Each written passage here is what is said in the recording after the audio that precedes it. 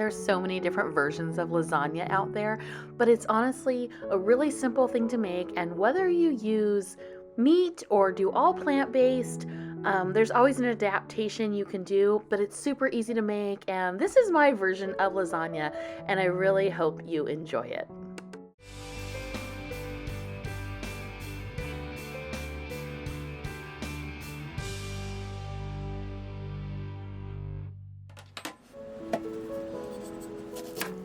All right, so let's get started. First, I'm just gonna chop up one onion. You could use a yellow onion or a white onion. I kind of like the depth of flavor in these yellow onions, so I'm just going to roughly chop this up. It does not have to be super fine.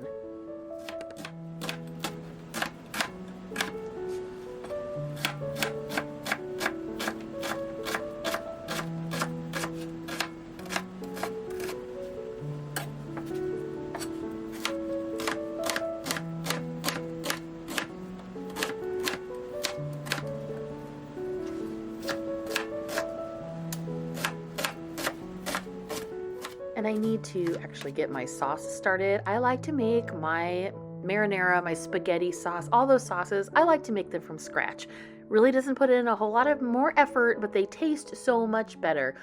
So into a large stock pot with a little bit of oil, I like to use avocado oil. I'm adding in my onions and I'm just sort of sweating them down, getting them cooked up a bit. And this is not a meat-free version of my lasagna, so I am just going to add in, that's about 1.5 pound packet of organic grass-fed ground beef to that mixture. So once those are cooked and my onions have kind of gotten translucent a little bit and the ground beef starting to cook down, I'm going to add my cans of sauce. So these are just from Costco. These are all the organic Kirkland brand. I'm doing 2 cans of tomato sauce and 1 can of diced tomatoes, and then put about 1/2 can worth of water in, and I slosh it around, and that's how I get all of the remaining goodies out of each can. So that goes in, and we're just gonna cook this down. I like to add a little dash of Worcestershire sauce, and I'm gonna add some granulated onion and some garlic and some oregano, basil, parsley.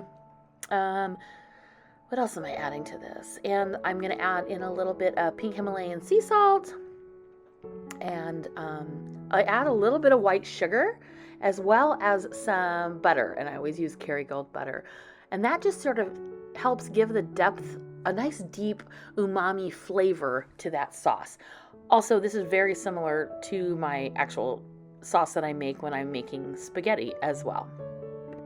So I'm just going to cover that, let that simmer on low for a while to cook.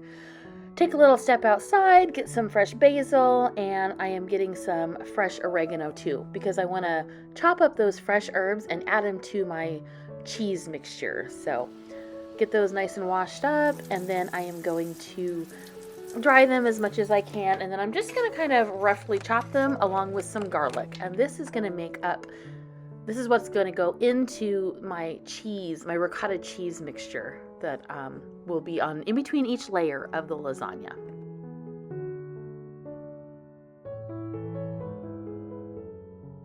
Okay, so I'm adding my ricotta cheese to a mixing bowl, and I just bought the inexpensive Walmart brand of ricotta cheese. It is getting 1 egg, putting the fresh herbs in there, and then I'm also going to add in some black pepper. That was probably about a tablespoon worth, and a hefty pinch of pink Himalayan sea salt, and I'm going to get this all whipped up together and sort of set it aside.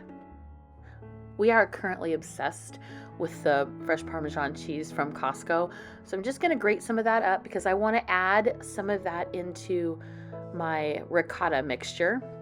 I'm just sort of, you kind of break it up a little more.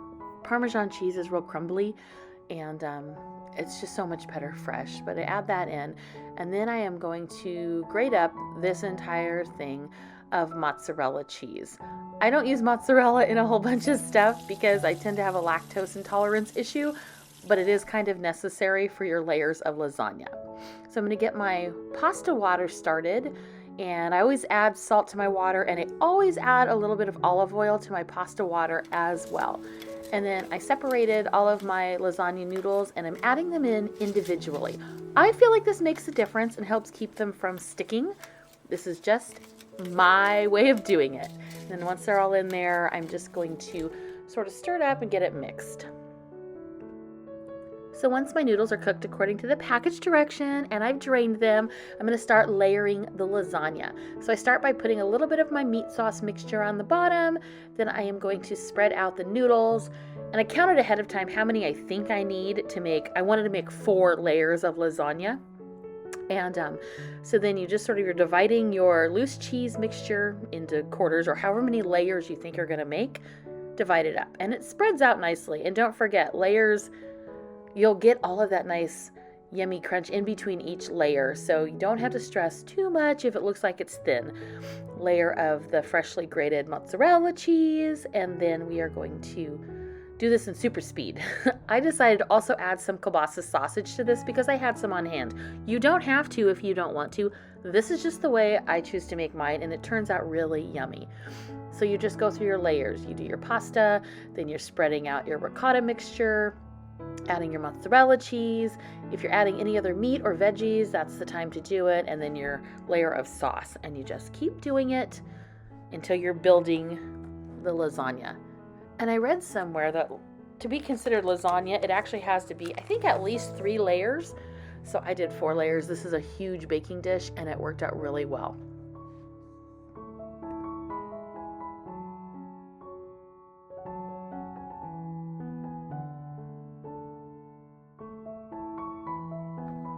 One of the things I really like too about making lasagna is it's a make-ahead dish. You can make it, wrap it up, and save it. You could either refrigerate it for a day or 2. You could make this up in the morning and then cook it in the evening. And it's also a great thing to take along. If somebody isn't feeling well, or they just had a baby, or there's been an issue where they can't cook, you can make up a tray like this of lasagna and they can bake it at their own house. So if you would like the full recipe, let me know down in the comments or visit me at my website.